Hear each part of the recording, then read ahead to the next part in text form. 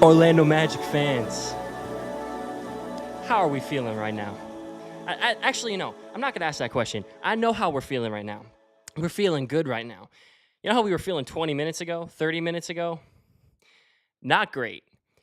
I don't know how we're here. I had my mindset ready to go for a loss tonight, hopping on here and talking about all the complaints I had about the first half. And then this team in the fourth quarter just keeps coming through time after time after time after time after time again. This is ridiculous. I don't understand how this team keeps doing it against the good teams, against the mediocre teams, against the bad teams. They keep figuring it out.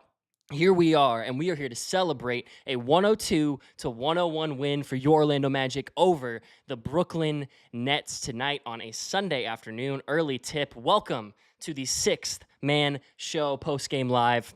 My name's Sam.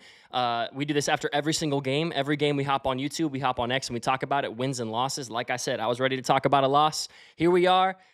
I'll take it. My last couple of games have been insane, and I don't know what's going on because my last game was the first game after the Franz Wagner injury, and I was expecting a loss there too, but maybe we have a little bit of a streak going, so I'm not going to complain about it. This is the Sixth Man Show Postgame Live. We are brought to you by Rock'em Socks. Rock'em Socks is an amazing company. They help us out. They support us as a show. We support them as a company. If you use code MAGIC20, you can get 20% off your order at rock'em.com. I have a beautiful pair. This is just turning out to be a great day for me because I have a beautiful, beautiful pair of these Baker Mayfield celebration socks pulled up. Baker baked today. He baked the Panthers today. I think the final score is like 48-14 or something crazy like that. They have Buck socks, they have Magic socks, they have all sorts of stuff that you can go check these guys out. And again, if you use the code MAGIC20, then you will be able to get 20% off of your order. I used the code MAGIC personally, MAGIC20 for myself. I used it for my brother-in-law. I got him some Detroit Lions socks. I've got these stuffed bad boys right here. I'll pull up the other view so you guys can see them a little bit better on the actual camera. But these bad boys right here, love these guys. Actually wore them for one of the games the other night. I don't remember which one it was, but check them out. Go to rock'em.com. Maybe you got a little bit of extra cash for the Christmas season. You don't know what to spend it on. Get you some Magic socks because we're celebrating tonight. And there's a reason to celebrate. There's a reason to be happy. Come on, let's celebrate. We got a couple super chats already in tonight from JB Productions 152. I'm not going to pull that up on the screen, but screw Ben Simmons. Let's go Magic. Yeah. Ben Simmons, other than the Goga play, I don't know if y'all saw what Goga did to Ben Simmons when he got the flagrant foul. He's definitely going to be getting a fine from the NBA for that over the next couple of days. But I'm not going to complain. I think it made for a pretty fun moment. But I already mentioned, I'm not even going to talk about my things because I had a bunch of notes about how the team looked in the first half, about how Brooklyn just not being able to miss in the first half just didn't help the headspace of this team and them getting any sense of momentum. But then I just felt it. I just don't understand how it just keeps happening to where it's just like you feel that like that moment where the game is switching and the momentum is turning and you can just feel it and you're just like, there's no way this team pulls it out again. There's no way they pull it out again. And obviously it doesn't work out every single time for us because we did have the heartbreak loss with the Tyler Hero game-winning shot against us in Miami, or not in Miami, but against Miami the other night. But you're going to take it. This team is 20-14. This team is just popping off. They're insane. What a way to finish the 2024 year, right? Like we had a lot going on in the 2024 year. This is the final game of 2024, and we're just so stoked as Magic fans for the result of this game and for everything that we look forward to, obviously, coming up in 2025. But enough of what I think, because we're going to get to you guys' comments, because this is about what you guys think. I see a couple people commenting before the game even ended. So it's really funny kind of seeing some of your guys' comments as this one. I'm gonna call you out. Sorry, I'm Jovi. I kind of had to. Love losing to crappy teams like the Nets. I don't know who you're talking about. You can't be talking about us. Couldn't be my team because my team didn't lose to a crappy team like the Nets. We took care of a crappy team like the Nets tonight. Yep, a lot of comments in the comment section tonight from before the game ended of how this team was not necessarily doing the best. I'm not sure how many people tuned this game out And they don't even know before they got that notification. They were like, "Oh, I have no idea. I'm not even really sure like what's going on tonight. Why are we celebrating? Why is this the post game live so vibey?" And it's because if you didn't get the score notification, we took care of business tonight. Finally, getting through to some of the positive comments here, and one of the first comments up tonight is play that song from Rom. That's absolutely what we're going to do. Come on, let's kick this off by playing the song. Let's go.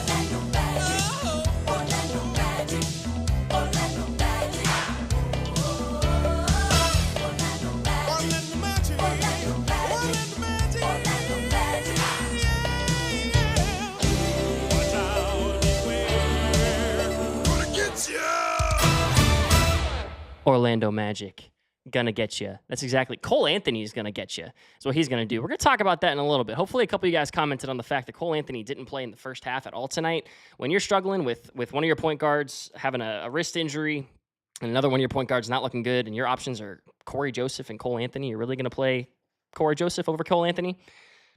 You know, just saying, just throwing that out there. Cardiac Magic from BW right here. Absolutely. Luke Benson says, play the song. We absolutely already played the song. Carson says, let's go Magic. Cannot believe this team. Play the song. Blaze says, what a way to end the year. Absolutely. No better way to wrap up 2024 than by playing the song with a Magic W. Matthias, sorry if I screwed that up, but man, this team... Man, I was going crazy on my couch a few minutes ago. Like I was going wild over the stretch the last couple games. Man, when Caleb Houston hit that 3, I was losing my mind. It was crazy. Play that song. Magic with another big fourth quarter. Let's go. Matthew Garfinkel with, when is Tristan gonna get some serious Rookie of the Year talk? At least first team all rookie. I don't know. I think that largely what we're seeing is him stepping up into this role right now because Paolo and Franz are out. I would not be surprised if just because of the positional conflict, like we see a little bit of a step back from Tristan after this kind of stretch of games where Paolo and Franz are out. I don't think that he's going to have the minutes, the stats, or the role to warrant Rookie of the Year talk. But first team all rookie, at the very least, the way he's playing right now, and I haven't been paying that much attention to rookies on other teams, there's no reason why Tristan shouldn't be in the conversation for a all-rookie team, right? So whether or not it's the first team or the second team, like he has objectively been one of the 10 best rookies from his class so far this year. I don't think you can debate that. Absolutely not. Let's see. We got a good comment from Ian here. It says, I had no faith. New Year's resolution is to stop counting us out so early. The magic miracles continue. Man, I'm not going to lie to you. There's a lot of people from the Six-Man Show kind of podcast network that I could expose some comments in the group chat earlier tonight. I'm not going to because I love my boys, but a lot of us didn't really have faith either. And it's because of how bad the first half looked. Because it wasn't just like, oh, if we figure a couple things out, we'll be okay. It looked so bad. So I'm not going to blame you because I was also counting the Magic out. And I think we just need to learn to stop doing that. Luis Rosario, it's another Christmas miracle, or is it a choke miss? I don't know, man, but I'm not going to complain.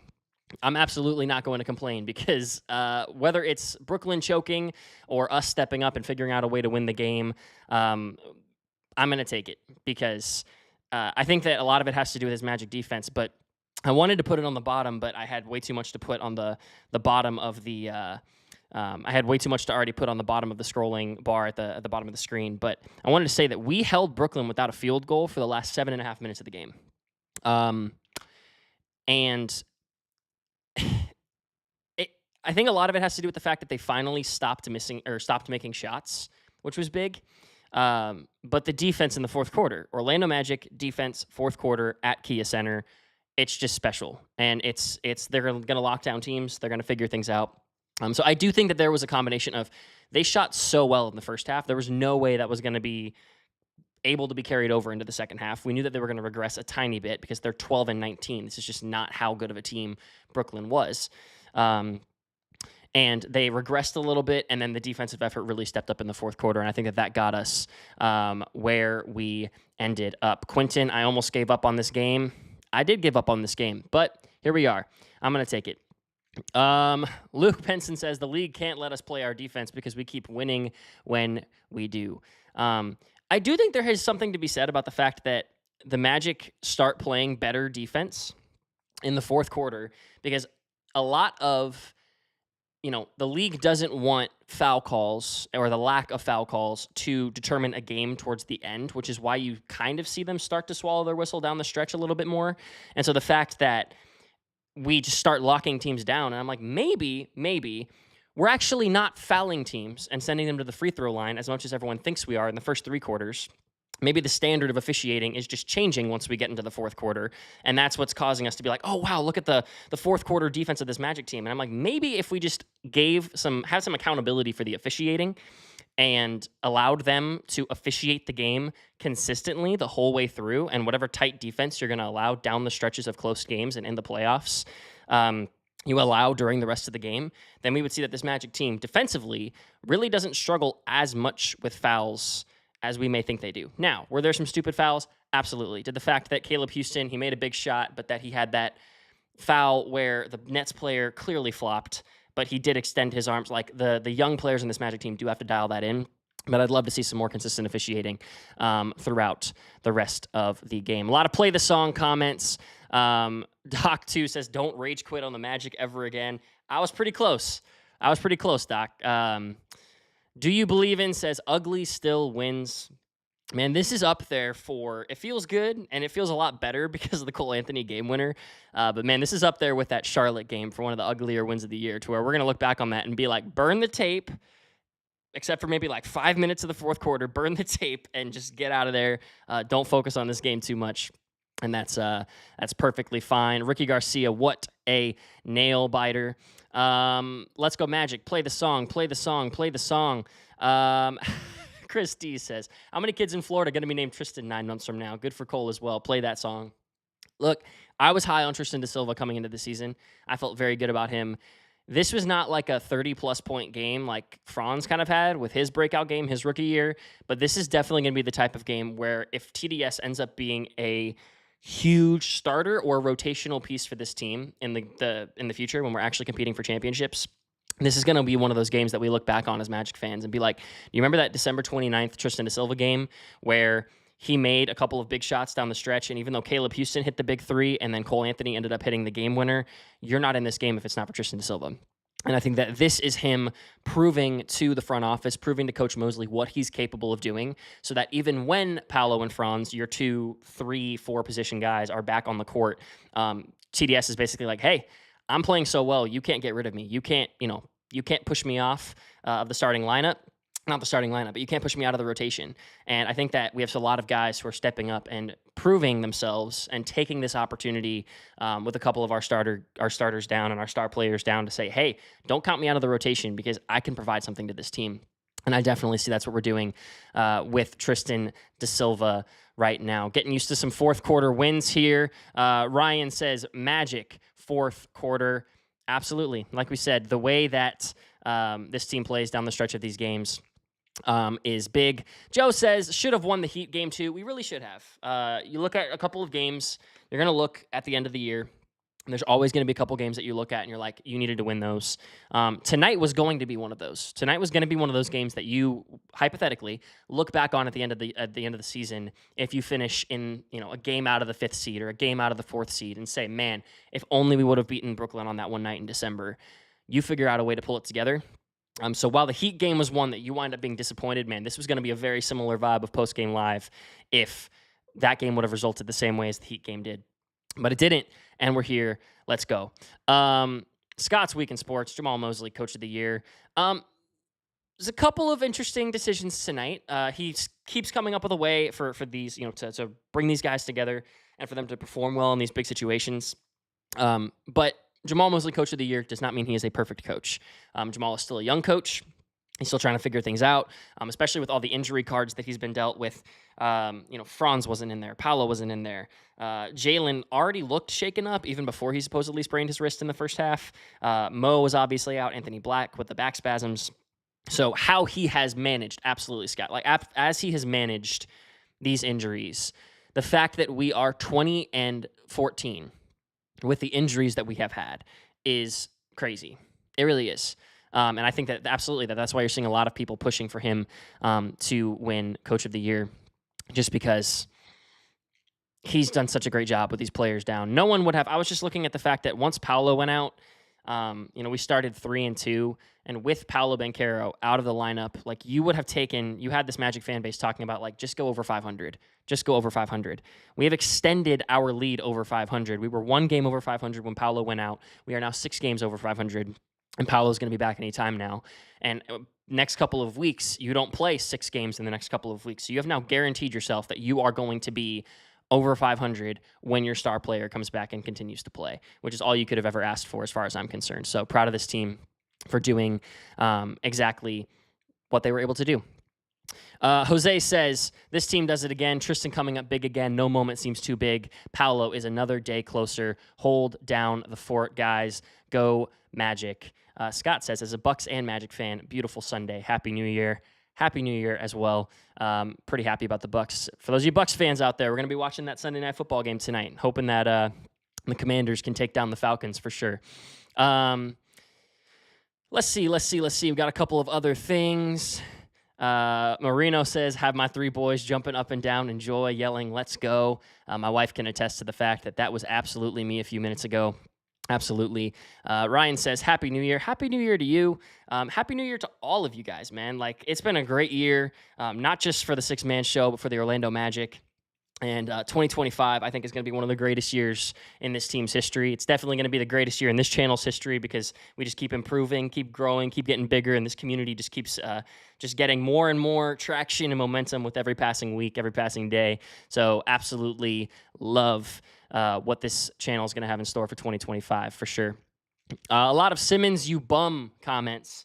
I don't know. I've never been big on like the Simmons like crap train. I know that that's a huge thing, and that's probably a hot take. But I definitely was just like, what was up with the flagrant? I know that he was making a play on the ball, which is probably one of the reasons why it wasn't a flagrant 2 is because he was at least making a play on the ball. But yeah, Simmons is a bum. I'm never going to defend Ben Simmons. I'm never going to probably attack Ben Simmons, but you guys feel free because I'm never going to sit here defending him. Chris Dees also says, shout out to Caleb Houston for some great minutes tonight. He played well and hit some big shots. Just like a lot of our young players, Jett Howard, Caleb Houston, Tristan, not so much.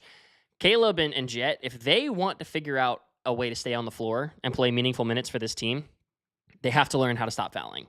Because the amount of big fouls that Caleb and Jett have had in not huge minutes, but like in opportunities where it was like, oh, we have a little bit of momentum and then a foul happens. I'm just not sure. We're probably getting to the point where their offensive capability makes up for their lack of defense. But you just don't want to have to keep putting them out there if you think that they're going to be a defensive liability. They're going to keep playing hard. That doesn't mean they're great at defense. Playing hard isn't everything on defense. You have to actually have defensive ability as well. Let's see. Matt Browning says that game was insane. Absolutely. Real Daniel says TQ cannot play point guard ever again. Was terrible in the beginning of the game. Good win though. Yeah, I think there's a reason that we saw TQ at the beginning of the game, and then slowly once Mose realized that we needed offense, was just like, Trevelyan might not be the guy tonight. Mario says, can we please just win a game normally, man? My stress level is going to start having some negative effects. I was so stressed during the second half of that game. I was stressed no matter what. Like I was stressed at halftime. I like got up, started doing like stress cleaning around my apartment. But hey, I mean, we figured it out, and I'd rather take the stress that leads to a win than being stressed the entire game and then Cole doesn't hit that shot and we end up losing 101-100, or Cam Thomas hits that insane falling out of bounds shot, or he gets fouled or something like that. I'm okay if the stress leads to a win. Not okay if a stress leads to an L. That's never a fun time. Duval says 0 quit in this team. 0. Absolutely. This team just does not give up. This team knows that they're just going to keep fighting, and they're never out of a game unless they're down by 20 with 6 minutes left or something crazy like that. This team just keeps fighting. They know what to do, and they're going to keep doing it. I am going to... Oh, no. Oh... Peter. A friend had 2 extra Legends Suite tickets, and we left when Magic were down 15 to beat Geico Garage Traffic, and what a mistake. Don't count this team out. Oh, Peter. That's rough, man. I am so sorry. That's definitely tough. That's one of those things where you wait and we're like, hey, are you ready to go? I'm big on the like, hey, if you go to a sporting event, I get the traffic, but like emotionally, I factor the traffic in to my sporting experience. So I'm like, I don't ever feel like I need to beat the traffic because it's like, especially with me, I have to drive 4 hours to get up to Orlando, so I'm never going to go there and then be like, oh, this game sucks, going to leave early to beat traffic. But I have done that before in the past, and that is the worst feeling when it's like, oh, the team came back and won. Daniel, way to call yourself out. Insane win. I turned it off, I'll be honest. I think a lot of people did. Let's be honest here. That being said, I am going to go ahead after this comment from Daniel, another follow-up comment from Daniel. We're going to hop over to the box score. De Silva is going to make huge shots for this team in the future. Mark that. I believe it. Like I said, I was high on the Tristan De Silva train coming into this year. I believe that he's capable of some pretty insane things. So we are going to hop over to the box score real quick. Let's go ahead and you can take one more look at those Baker Mayfield socks, but I'm going to hop over to the box score here, take a look at a couple of things. Just Tristan De Silva. I know I have him on the ticker down at the bottom, but 4 for 9 from 3, 1 of 1 from the line, 6 rebounds, 7 assists, 21 points. He was insane. Wendell Carter, he was a -2, but I felt like he played decently well. I don't think that he impacted the game in a extremely positive way, but I definitely feel like he played hard. And I think that it's finally time for Wendell to possibly be out of the stretch big conversations.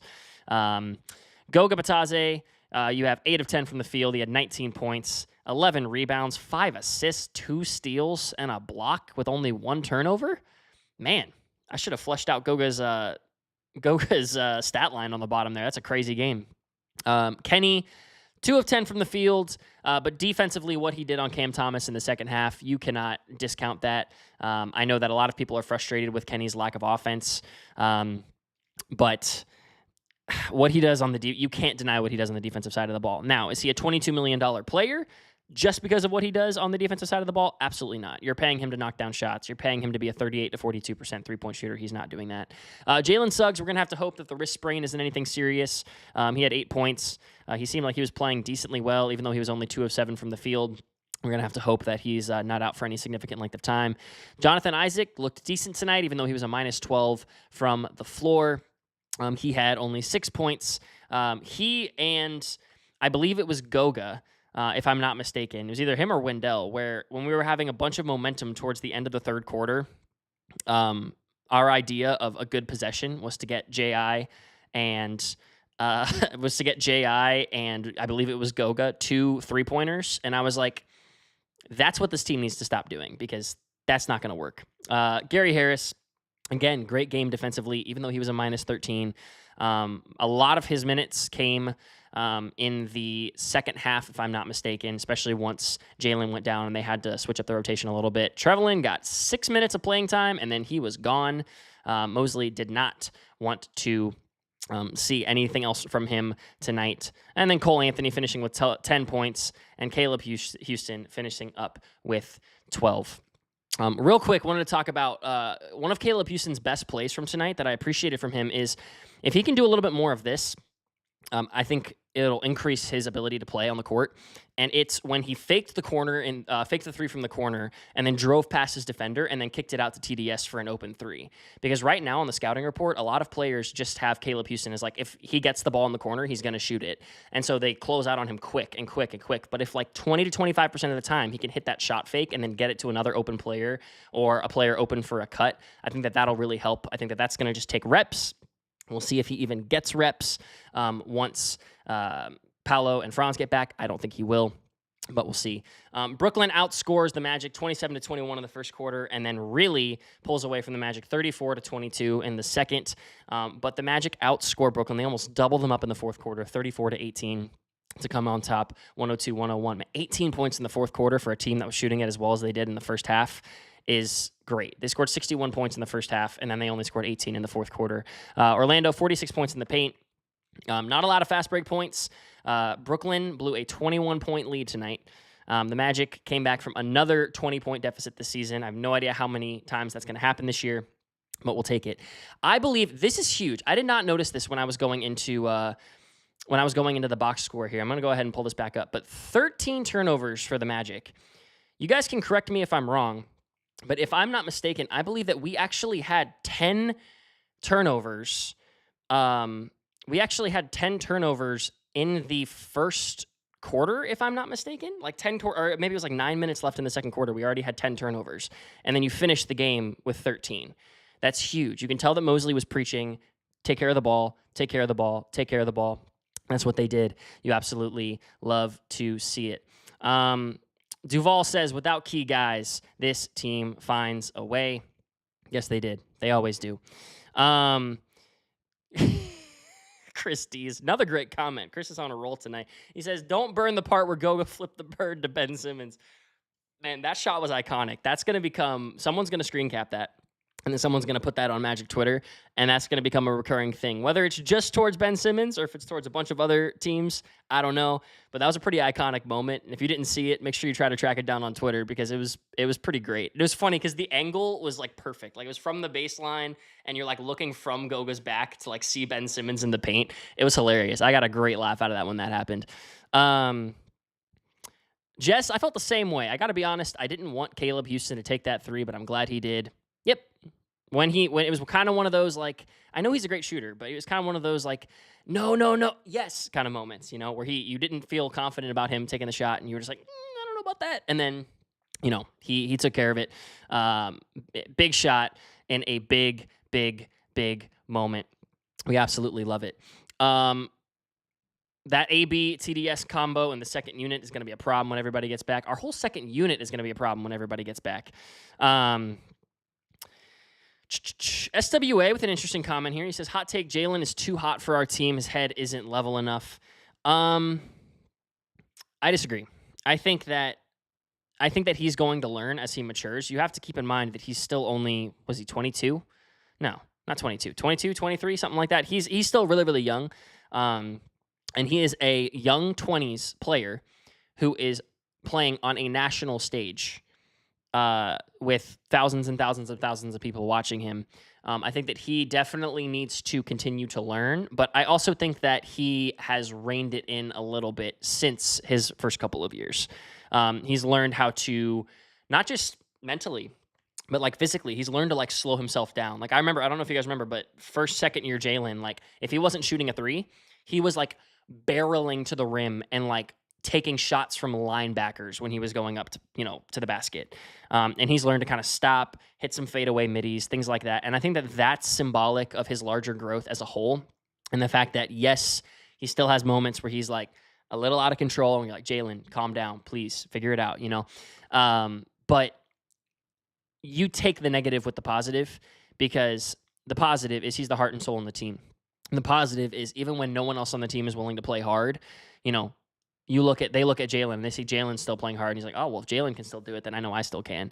And he is a leader on this team. And personally, I'm going to take that occasional stupid foul, still rein it in a little bit, right? Not saying I'm agreeing with it or saying it's always fine, but I'll take that occasional stupid foul, that occasional push, that occasional shove, that occasional moment of too tight defense for what he does positively for the rest of the team. And I would go with that, and I'd take that 10 times out of 10 personally. But I'm a Jalen Suggs truther. I'm always going to be in Jalen's corner. And Jalen has one fan in the city of Orlando. It's going to be me. So that's just my take. But completely understand why you would say that, though. Let's see. Jess says, hit the like button, guys. Let's go Magic. Yeah, we have a ton of people in here. Recurring viewers. I have it on my screen as 600. I know that includes people who have kind of come and gone on Twitter and whatnot. But the fact that we have a couple hundred people in here celebrating this Magic team, leave a like. There's no reason why we shouldn't have upwards of 70, 80, 90 likes. There's no reason why we can't push 100 on this stream. That helps get the news out of this community and what we do in these post-game lives. So leave a like on the video before you head out tonight, guys. Let's see. We got Alex sending nothing but love from the other side of the Atlantic, from the wonderful Great Britain. Let's go, Magic. Alex, I'm happy for you that this was actually a decent tip compared to normal. Like the fact that I believe 5 hours in advance, so it'd be 8:30 your time, so you got to actually watch this game at a decent time, and the game ended around 11:30. And if you're a true Magic fan and you stay up a ton, then props to you. But I would take a game starting at 8:30 over a game starting at midnight your time any day of the week. So,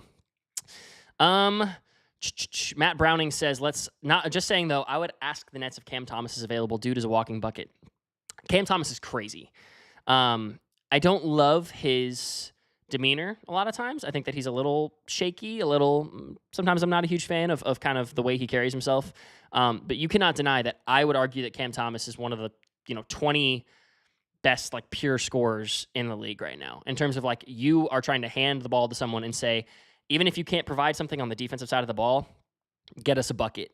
Cam Thomas is probably in the top 20 of people that I'd be like, all right, if you're not asking me about rebounding or assisting or the way they fit in with the rest of a team, you're just asking about go out and score, then Cam is insane. And I think that things might have been a little bit different if he wasn't on a minutes restriction tonight, because he was out for 4 or 5 minutes of that fourth quarter, and he didn't come back in until we had caught pretty much up to where we had an opportunity to fully complete the comeback.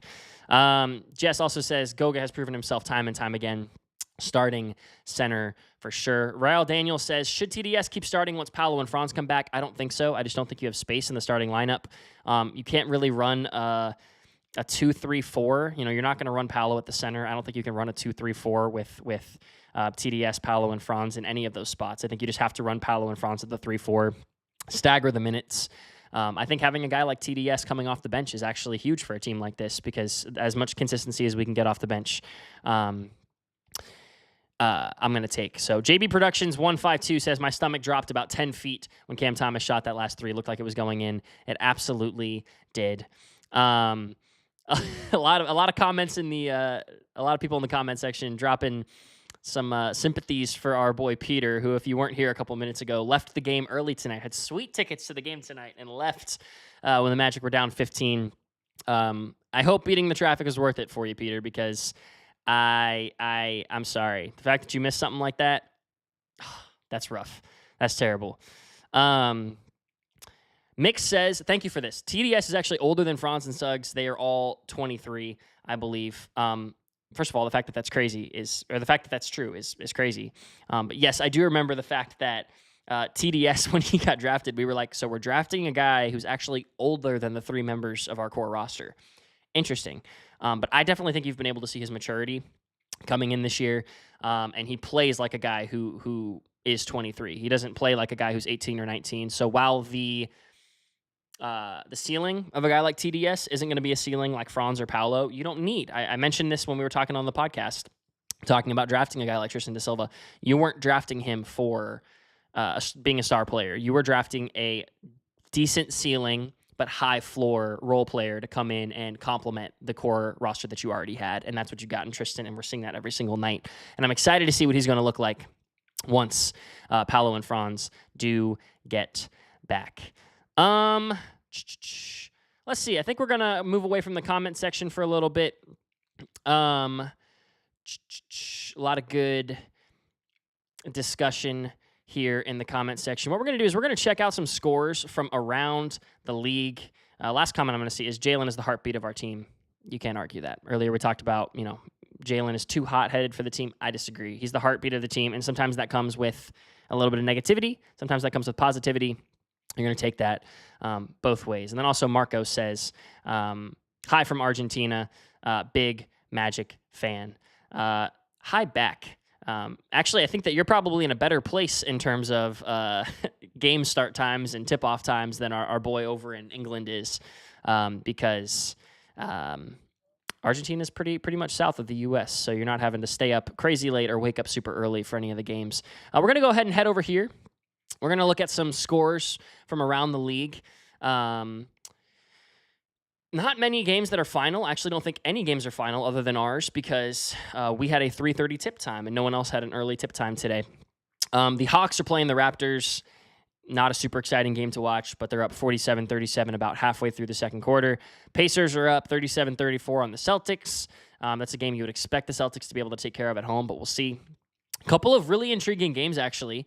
The one that I have my eye on, for those of you guys, if you're not a big football person and you're wanting to find a game to watch tonight, you actually have, I believe, the number 1 and number 2 teams in the Western Conference going at it tonight with the Thunder and the Grizzlies. I think that's going to be a fun game to check out.